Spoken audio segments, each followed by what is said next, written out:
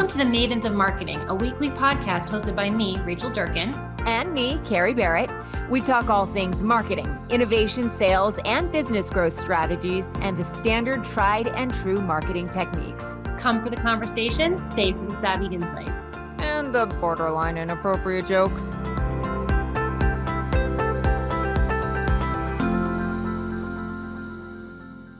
Welcome to this episode of the Mavens of Marketing. I'm one half of your lovely and talented co-hosting duo, Carrie Barrett. However, today we're in for a special treat. Normally it's Rachel Durkin whom you see on the other side of the lens. Today it is the also and equally lovely and talented Vicki Harte. How are you? I'm delightful. How are you? I'm all right. We have, so generally speaking, when Rachel and I are recording, we find that it always seems to happen when there's full-fledged chaos going on in the house. There's kids. Isn't that life? Sort of life. You're right. But here's the thing. I feel like what we're talking about today is something that has been contributing to the chaoticness of my own business and personal growth, and it's sequencing. And when you and Rachel actually first proposed this as an idea, I was like, do you mean like how to shoot different video shots? That's not what we're talking about, though.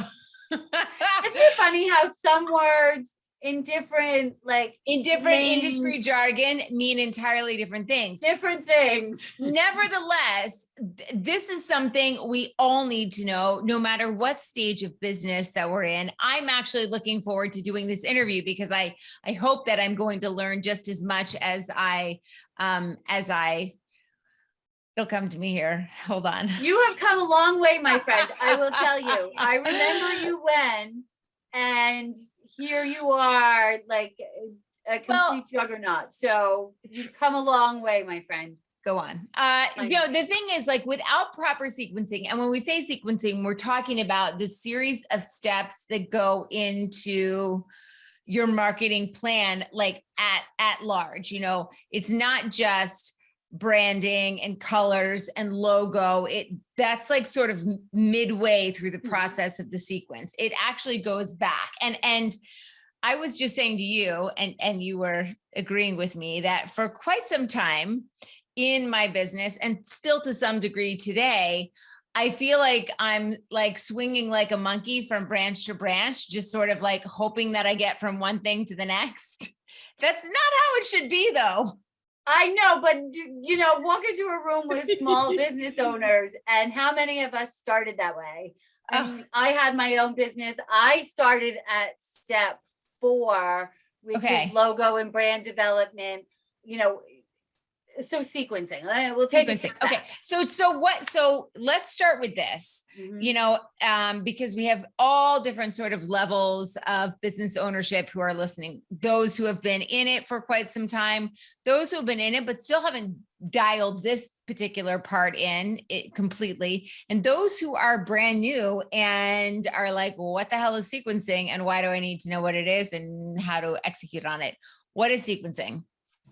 So sequencing from a super simple level is the right order to put things in, right? So when you think of your marketing sequence, what is the proper order?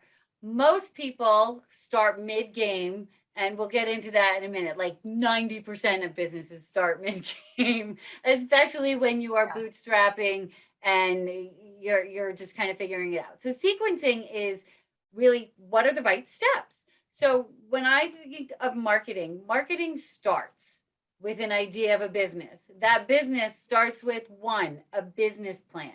From your business plan, these are your hopes, your dreams, what you're going to do, your vision, who you're going to serve, you're digging in deep, what are the services you're going to deliver, everything about what your XYZ company is going to bring to the market and why the market cares about you. Out of that marketing plan comes out of that business plan comes your marketing plan, because only when you know what you do and who you serve can you develop a marketing plan. And that's really digging in deep, understanding, marketing from a very high level is understanding your target audience and segmenting them.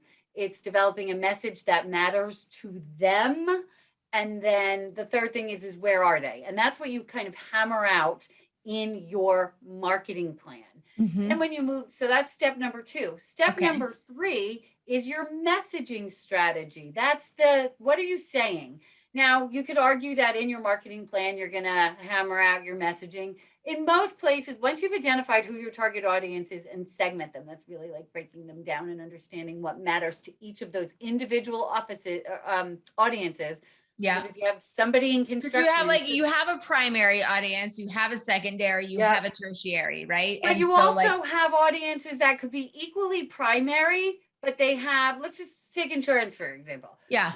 Insurance could have a construction, and they can have, they can insure financial advisors. Now, 2 incredibly different audiences, each with a different level of liability.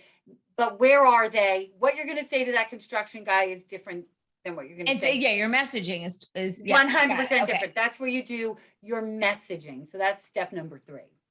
Got it. And we'll stop along the way and giving you the high level. You're giving us sort of the party bus overview, and then as the party bus goes down the route, we'll stop and open the doors. We'll stop and oh my goodness, I love that. Business plan, marketing plan, messaging plan or messaging strategy, logo and brand development. Number 5 is your website, and number 6 is your collateral and all of your social and building out your other environments. So 6 steps or 6 opportunities along the way is where your is what you're building. So now you can tell me, most people get on the bus at 4 or 5. Yeah. And that was sort of my next question. And then we'll go back. Why is it that we get sucked into I need to do my brand colors and my logo first? Is it because it's easy? Is it because it's we're 90% of us make that mistake? That is a terrific question. And it's actually it's so emotional. So what is our first response? Engagement with a brand. It's what we see first. Yeah. When I talk to Carrie Barrett Consulting, it's my first engagement is your brand.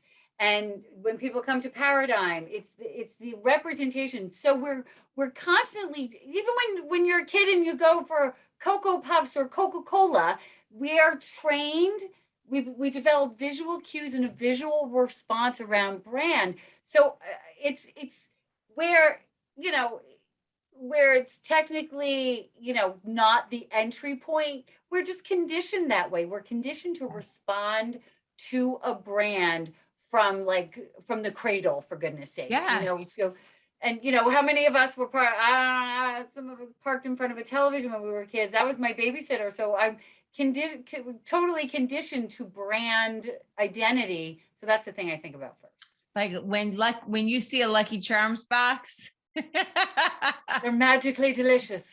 Okay, so let's go back then to step 1. And step 1 is business plan. Okay. I remember when I first launched my business, I don't know, whatever it was, 2.5-ish years ago. Business plan. What the hell is that? How do you, and that's not where it ended, but that's another podcast for another day. If you want a lesson in how to try and launch something with 0 business experience, I'm your gal. But how do you come up with a business? Tell me about the business plan and how you put it together, and then how you use that to support step 2. The business plan, first of all, okay, I'm going to venture to say does it need to be 85 pages? No, it can start. Listen, you're talking to Senorita ADD over here. When you were like, oh, we have to write a 50. I remember having to write a 50-page paper, and I thought I was going to die. So it doesn't have to be volume. It has to be thought out. So it starts with however your thought processes are. Some people are very linear. If you saw what my notebooks look like, they look like something out of a comic book. They're just written on all different angles and places. Oh, and that's why we like one another. Is that how you think too? The disaster. Go ahead. Completely. Well, I'm a nonlinear thinker. Yeah. which So am I. helps me think of things from a 360 perspective. But then it's like I have to dump all my toys out on the floor and then decide what bucket they go into. Yeah. Like somebody like Rachel, she can be like, puzzles go over here, balls go over here, magnet tiles go over here. Like she can just throw them in a bucket really fast. I have to look at everything and put them in a bucket. So understanding, so when you're writing a business plan, it's much like that. If you're a brain dumper and you just have to like write all your thoughts out, I'm just going to give you a tip. Google how to write a business plan. There's 9.8 million options for you, for the highly functional to the highly dysfunctional. Like just the what, but it's really important. Like, why are you in business? And what is it? It's why are you in business? Who are you serving? Who are you serving? What is the audience you're serving? What are you How delivering? are you planning on serving them? Like, are you online? How are you monetizing this thing? Yeah. So sometimes what seems like a really good idea, when you start putting it on paper, you're like, oh, you start to see where there's holes. Or even more brilliant, you start to see where there's opportunities. And one of the things that I see in businesses as they're putting their business plan together is structuring their monetization. Like, is it plans? Is it ongoing? Is it a subscription model? Is it a one and done? Understand your business model so you understand how you can monetize it, so that, because as I always say, this doesn't happen for free. Something has to pay for this life that I have, but I have to bring value. What is that value? What is the service I'm delivering? What are my delivery methods? If I'm a service provider, what do those services look like? If I'm a widget deliverer, what do my supply chain looks like? How do I have to understand the aspects of my business so I know what I'm delivering. When I understand what my business looks like. So when you think of business, you think of it simply, you can break it up into 4 quadrants. You can think of it as sales and marketing, planning, financial, and sales and marketing, planning, financial. And there's another one that I can't think of. It's escaping me right now. It'll come. And your business development. So you have to understand how you're going to get your business. What is the service that you're providing? How are you monetizing it? So think of it like 4 wheels on your car. If one of those wheels is flat, it is not moving forward. So you could break it up. Or you're gonna spend a lot more in energy costs to make it move forward because the other 3 wheels are dragging it. 100%. So business plan is really, who you are, what the value you're bringing, mission, vision, values, all the things about your company. That goes into step number. Then we move into, actually those are the core of your business. Then you move into step number 2, which is your marketing plan. Okay. Now tell me about this. How do we put this together? How much should we be spending on it? Let's get granular as well. Like what is the number that we should be spending? Is it a percentage of our, monthly revenue? I won't put the words in your mouth. Go. So the Small Business Administration recommends that small businesses, which it's really be mindful that, a small business to you and me could be a business up to 25 people, depending on the world we live in. Yeah, like by 70 million a year, it could still be a small business. Yeah. By definition, a small business can be up to 200 employees. To me and you, that's like a bigger business. Like I would consider that a mid-sized business. But by definition, a small and mid-sized business or small businesses should spend 7 to 8% of their revenue on marketing. Okay. And when you are a startup, it's the numbers are like 50% of your revenue. Like it's much higher because goes to market, right? You can begin to dial it down as you begin to make inroads into your market because more people know you, use word of mouth, blah, blah, blah, blah, blah. But at the outset, when you have no brand awareness, and you're starting from zero. Yeah. Be prepared to have outspend an expenditure of either personal time and effort or if you're funded, money or time.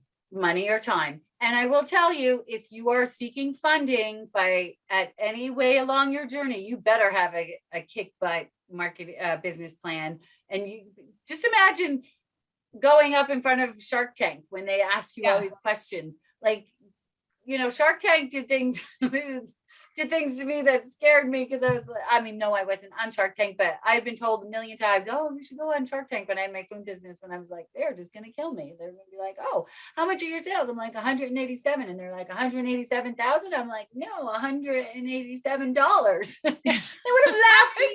Stop. You're silly. Okay, go ahead.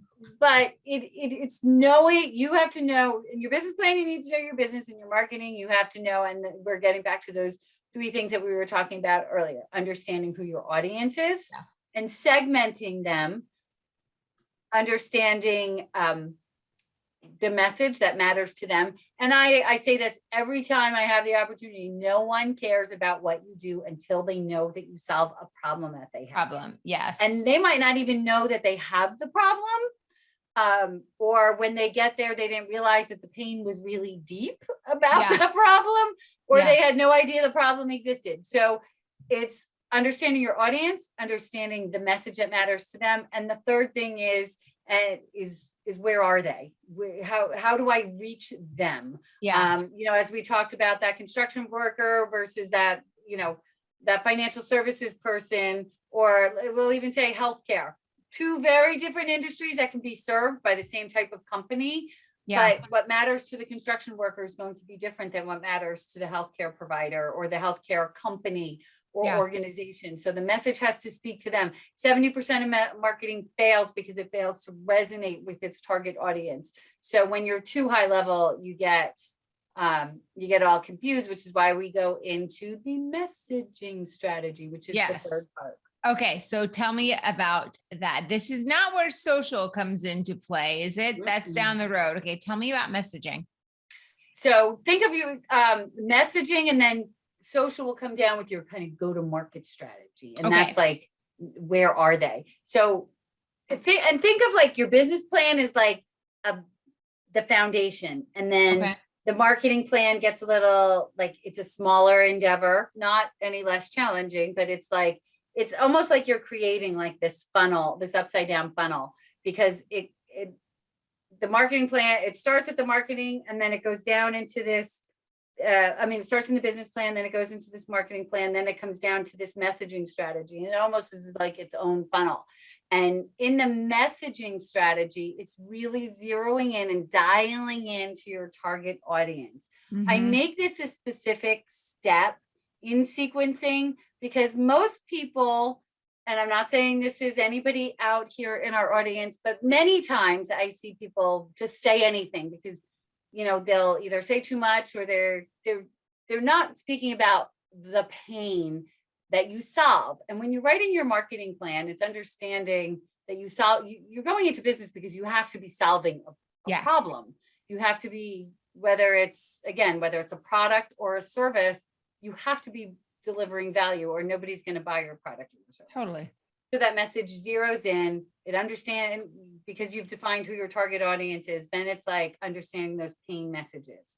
So then you can move into step 4, which is your brand identity and your logo work. This is the stuff that everybody we were talking about at the top of this, like, oh, fun. This is fun. It's how I identify. It's emotional, but this here's a pretty picture. That's a logo. But like the logo development and the colors, it stems from that stuff we did ahead of time. Like, what are the colors and the visuals that will resonate with that target audience, that will resonate with the message that I want to put out? Like, how do they all align? All right. So sorry, I butt in there. Tell me about. Somebody got excited. Somebody has learned a lot along the way, because, and I mean that with all due respect, it's okay.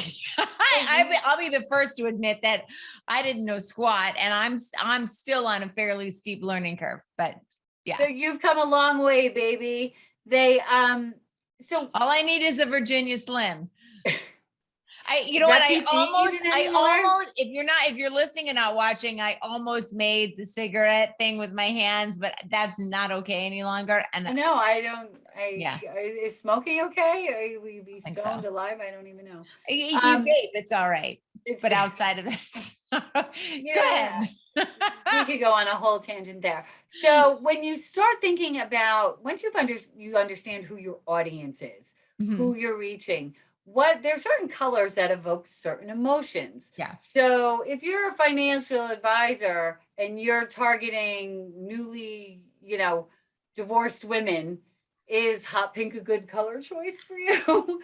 Or are you trying to, and if you're having that kind of like, you want a rock star practice, and that's like, I'm going after, like, a friend of mine, her business is all like bands and like rock stars. So she could do she could do cool stuff if she wanted to, but that's her target audience. It's understanding who your audience is and what they respond to. And logo and branding, a brand is a promise that you make, and every single touch point that you create around your brand is supporting that promise, a promise of excellence. And you better be promising excellence if you're in business, or you're going to be out of business. But how does it resonate with your audience? So if your business services women, there's a certain color palette that is going to evoke trust with women. And there's all this color psychology around it. And what font you choose, is it in script, or is it like a serif font? Serif fonts have a little little on the top and bottom, and then, or a sans serif font, which is very clean and just beautiful arches, and each has their merit. I will say, no script fonts on websites, please. Yeah. No, they just don't translate well. They don't read well in multiple. Try and put anything scripty on a pen. I assure you, nothing good comes of it. But people will argue with me. Script fonts are very hard to read, and they don't always translate well. But neither here nor there. So when you're developing your brand, it's an extension of who your audience is, who you're speaking. It becomes a visual cue of your brand. Most people start there. Is starting there wrong? No, but unless you've done the homework, here, let me say this. It depends, because unless you've done your homework, you may be, if kids are your target audience and you're doing stately blues, does that really make sense for you? Right. Unless you're trying to do something completely different, but you won't know what your mission is until you've done all of the other steps, right? What your business is, how you plan to market it, what the message around it is, who your target audience is. It really informs the color, the fonts. And for people that don't really, they're like, that's kahooey, it doesn't mean anything. Most people don't know, myself included. I didn't know what good branding was until I was in the presence of really bad branding. And bad branding is an abomination. It's key art ripped off the interweb. And it's just, it's too, it's too literal sometimes. And it's too, we don't have millions of dollars to do focus groups, but what we can do is do research and understand your brand and put things together to create a sense of trust, to create a sense of, or even just like a fun product, like whatever your product might be, there's a way you can visually articulate it. If you sell bacon, do you really want to, some people want a picture of a pig on it. Some people find that a little too in your face. A little too in your face. But it really does, it depends. And the visuals that you pick and the colors that you choose. Like the picture of a pig with like blood red on it, maybe not so much. But a picture of a pig that on a rustic farm might have is going to have a different. Going to have a totally different, vibe. It doesn't matter that the end result is the same. And delicious, by the way, but it's, but I don't have to see how my bacon is made. No, it's like that classic phrase, nobody wants to see how the sausage is made. They just want the end result. All right. So then after the sausage, what comes next. After then, once you develop your brand, what images, like even like, you know, your brand isn't just the colors and the fonts, it's the imagery, it's the feeling of that you want to evoke. Are you like a high adventure company? You want to create excitement. Are you a Zen spa? You know, but everybody does the stack stones. Is that you too? Or do you want to separate yourself? So there's separate yourself. Yeah. So there's ways to leverage imagery, font, and colors to differentiate yourself, to articulate your value proposition. And, you know, we didn't even talk about that. Your value proposition needs to be hammered out in your marketing plan and articulated and crystallized in your messaging strategy so that when you go to market, you can quickly tell people what you bring to the table. So the next part is then your website, step 5. Now, most people, people either enter at step 4 or step 5 because those are the things they're used to. That's the familiarity of hopping into the process. And what does it mean when you hop in once you have your brand all built out, the colors inform, you know, colors are used as a design element on your website. And people, depending on your service and your business, people can bounce from your site if it looks like all janked up. Like it just, and people will argue with me. I'm like, well, put it against someone else. And if you see somebody who has all of their stuff together and the calls to action and a well-organized, well thought out site, it says something about your business. It says something about the type of service or product that you deliver. At least if you put the thought into your website, again, your brand is your promise that you make. If they get to your site, it's all janked up and your links don't work and they go to broken parts on your website or your shipping doesn't work or something, you're breaking that brand promise. Now I'm bouncing because I was like, I went to Vicki Harte's website and it didn't, you know, the links were broken and it didn't work. So I'm not going to give it a shot. How many sales could I lose? And those things create frustration. If I go to a link on a page to get more information and I get a 404 redirect or like this page doesn't exist, I'm like, what? Like it makes me question attention to detail. And and if I'm looking for a service that requires, do I want good enough or if I'm paying for a service, do I want the best that I can get for my money? Am I buying expertise? And so those are the things that we, you know, for a website, when somebody comes to your website, why does somebody start at 5? Because it feels familiar. What happens if you start at 4 or 5? Sometimes you may just have to go back. It's like kind of like a game of Chutes and Ladders. Sometimes you just have to go back. I've gone back a couple of times, right? Because I started at the wrong spot, and part of it is just learning. That's how you learn. But then I realized, I didn't make. I had somebody create a logo for me, not Paradigm, but somebody else, and they did great. But I didn't fully understand what I wanted to be when I had the logo created.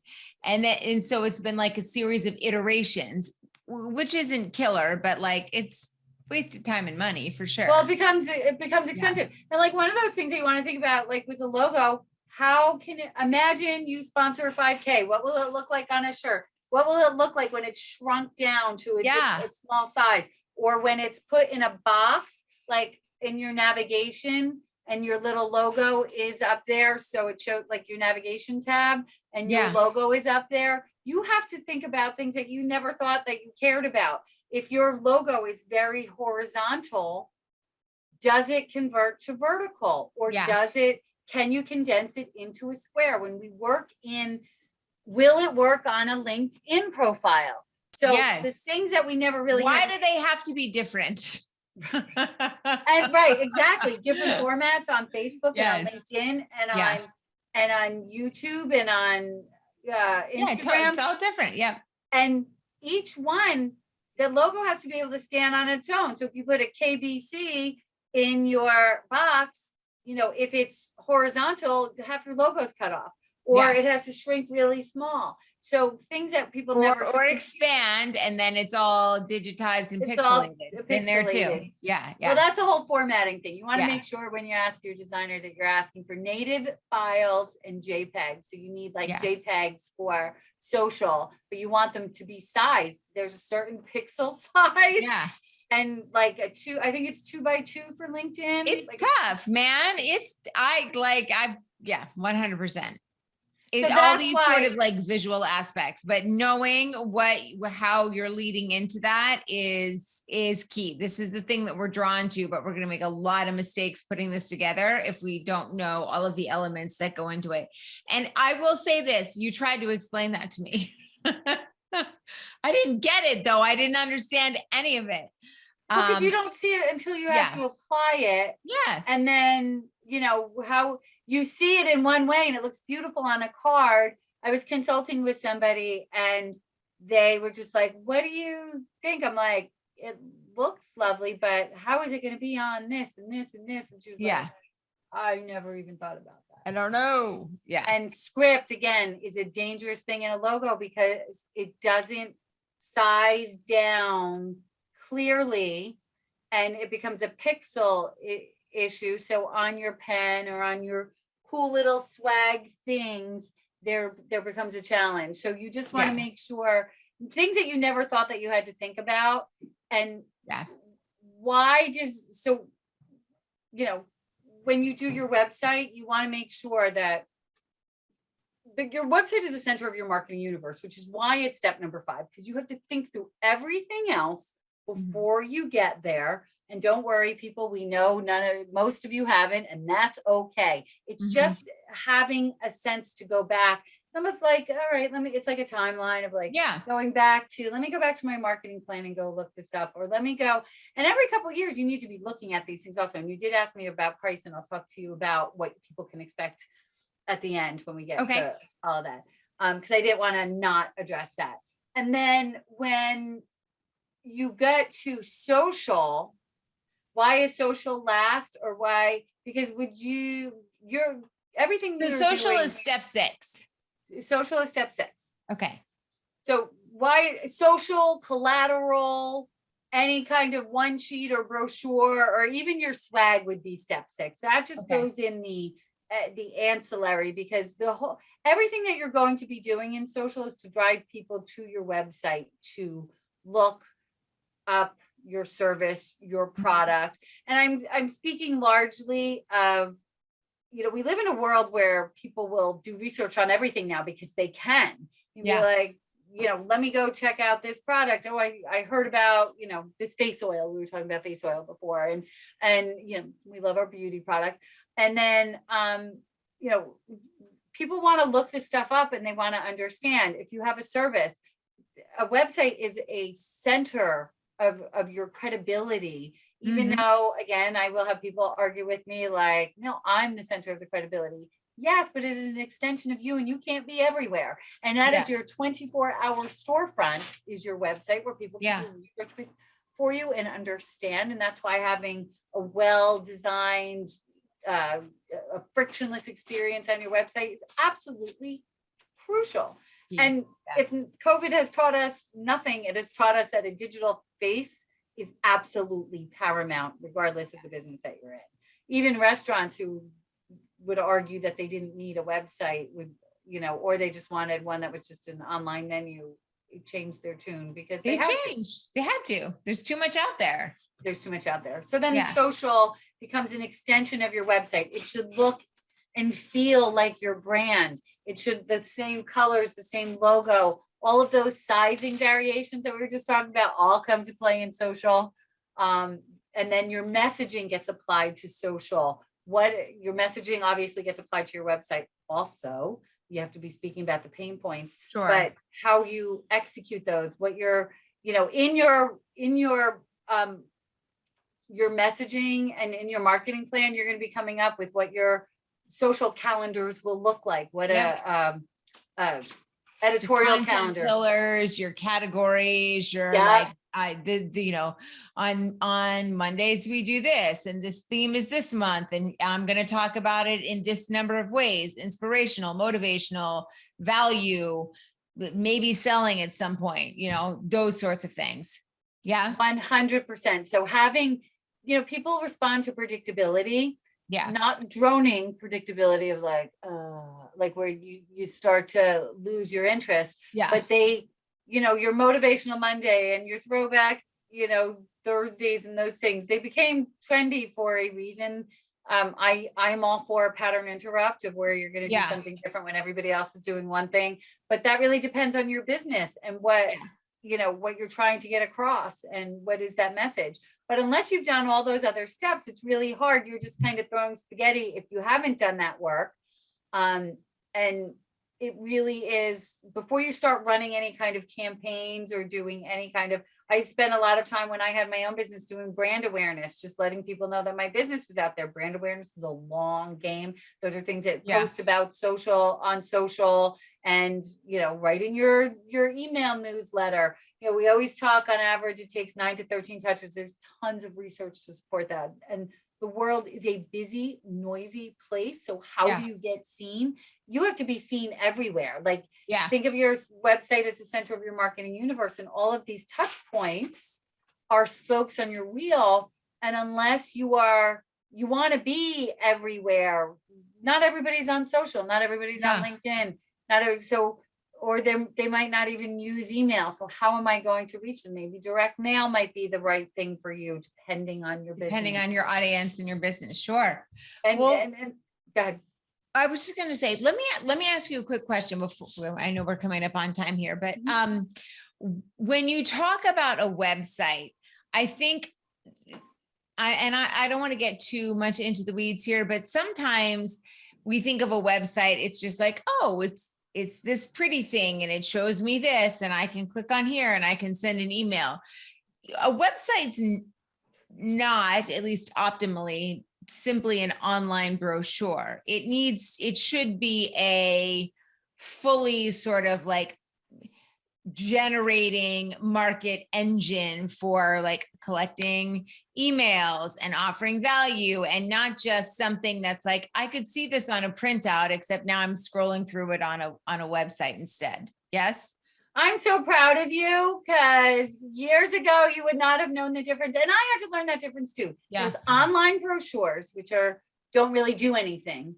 And then there's marketing tools. And when we're a marketing agency, so we are big fans of the tenets of marketing, driving lead generation. Now, just because you build your website doesn't mean they're going to come, because then there's marketing activities around it. There's on your website, if there's gated content, meaning somebody you need to give to get, right? To get my white paper on XYZ, put your email address in. So I'm getting something to give something. I'm giving my expertise, my knowledge. And then, so it's about creating an environment, calls to action, creating conversions, creating engagement. How do you do that? It's by identifying pain, because you know who your audience is and you know what their pain is. And if you serve, maybe you serve a industrial and a residential, maybe you serve two different types of audiences, or commercial and personal. It's maybe there's a different audience, and maybe there's a different call to action to them versus someone else. Maybe one is get a quote and the other one is schedule a consultation, and they can have very different calls to action. So it's really understanding your website has the opportunity to be a lead generating machine, but it's almost like you build a car. Now the marketing activities are the gas that you're putting in that car to make it go somewhere, and creating those conversions, whether it's a product that you want somebody to buy, or whether it's a service where what we call a complex sale. Somebody needs to speak to us before we can we'd have to do some sort of discovery or proposal process in order to close our particular type of business. Yeah, that makes sense. All right. So before we wrap up, I guess 2 questions. Number one, you talked a little bit about fees and what people should be expecting to pay. Let's jump into that, and then follow up for the sake of time. Is there anything that we have not discussed that people should know or be thinking about as they leave this podcast episode? So let me start by saying, if you've started anywhere on that journey, usually at the tail end, 4, 5, or 6. Sometimes people start with social too. It's okay. Most people do, especially when they are not funded, when they are, and they're bootstrapping it. You run into the fire where you have to, and you triage it. You triage when you're the victim of a burn situation. Yeah. Yeah. I think, I came up with the concept of sequencing, or articulated the concept of sequencing, when I saw people struggling, like they had a lot of the right pieces. But they didn't know where they were missing. They're like, but I'm doing this, I'm doing ads, and I'm doing this. I kind of liken it to walking into a room with balloons, all with strings hanging. And I'm doing, my social media over here, and we did our website, and then we have a newsletter, but none of it's tied together. It's kind of like strategy is the thing that ties it together. And literally, if you take that balloon and tie it to a bag by itself, ain't going to do jack doodly squat. So why your marketing isn't working is because the pieces might not be talking to each other. They're not intertwined. They're not thought out. But literally, if you take 9 if you to tie 12, all the balloons to the bag. if you take 9 to 13 balloons and tie them to the bag, they actually can take flight. Like magic. That is the metaphor I like to paint. I'm very visual, so I like to kind of paint that picture. So don't feel bad if you entered in the wrong spot. Just know at some point you're going to be investing money in it, and what is the right step to do. So this isn't about feeling bad. It's about being empowered to make better decisions, so you don't keep spending money on social media when you still haven't worked out your messaging yet. So how much do things like this cost? I'm going to pull a Rachel Durkin, and I'm going to say it depends. Because it depends on the size. Throwing Rachel right under the bus. Right. I'm not throwing her under the bus. No, I know. It's legit. That's a legit answer. It's legit. Now, things like messaging can start, just getting your messaging together, $3,000 to $5,000. Doing big plans can be, $4,000 to, depending on the size of your business and the complexity of your business model, could be up there in the $12,000, $15,000 depending on your business. But for the most part, for a small business, it's something that's reasonable, and really understanding the business and what the deliverables will be kind of impacts that. But for a small business, you can get yourself started for a couple $1,000 usually, and talk to professionals who can help guide you through it. I will tell you, if you are you can look on Google. These are no secrets. It's the diving deep is the difference between success and failure in a marketing plan and in a messaging strategy. It's diving deep, and sometimes you just need the help of a professional to help you get there. 100%. Vicki, you're the best. No, you're the best. And I'm so proud. And I mean this with all sincerity. I remember when you started, and you have just come along. I mean, literally, you have just blossomed so much. Listen, it's still held together with silly string and chewing gum, but I've made it pretty. I've created. You made it look. Colors. You made it look. I bought good. different kinds of silly string. I've got juicy fruit and bubble yum, and we're all good to go. Bubble yum. Remember when you used to chew it and it was actually kind of sandy because there was so much sugar in it? Oh, it was the absolute worst / best. I'm surprised I have tea. Like this is, but I'm always happy to answer any questions. If anybody has questions about sequencing, I offer complimentary strategy sessions at any time. So I'm happy to. Where should they reach out? They should reach out to Vicki Harte, Harte, at paradigm-md.com. And I'd be happy to schedule a strategy session with people about sequencing. It seems like it's a simple concept, and it is, but it can be overwhelming. Yeah. And, I'm not here to sell anything. I'm happy. I love being an educator about marketing and how people can get the most value. And yeah, there's certain things you can do on your own, and there's certain things where you're just like, SOS. I need some help. I at this point, the one thing I know is that I know what I don't know, and it's a damn lot. So that's the stuff that I try and ship out. Yeah, well, the one thing, and I will say this, if you're self-marketing, you're never going to market enough. I mean, Yeah. it's just a full-time job. Yeah. And there's reasons why there's organizations that do it. But if you're just getting started out, there's certain things that you can do on your own to get your foundational stuff started. And when it's time, everything starts with a crawl, walk, run, trip a couple times. Yeah. Then you move to your laces skipping. come untied. Yeah. Eventually you're doing cartwheels and it's all good. Absolutely. Vicki, you're amazing. To our audience, thank you for joining us for this episode of the Mavens of Marketing. We will see you back with here. Such a brilliant name. I don't even know. Smart. You're all over the place. You're so good. The Mavens of Marketing, same time next week, same place. We'll see you then.